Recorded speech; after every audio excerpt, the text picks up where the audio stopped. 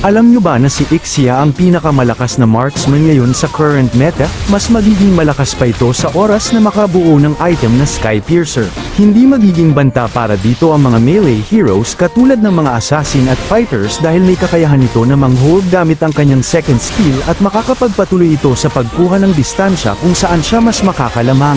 Sobrang lawak rin ang saklaw ng ultimate nito kaya mahihirapan makatakas ang mga dying enemies at napakadali lamang para dito abutin ng mga heroes na madalas nagtatago sa backline.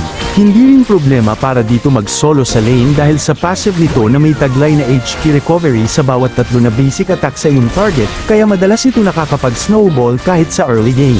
Sobrang solid na hero, diba? Kung pambalagbagan na build naman ang hanap mo, gamitin mo ang mga recommended items ko.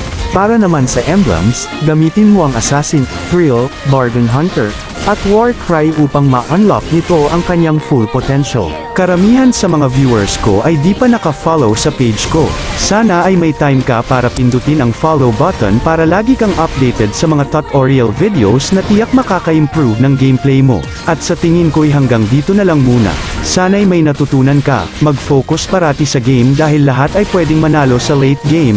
Hanggang sa muli.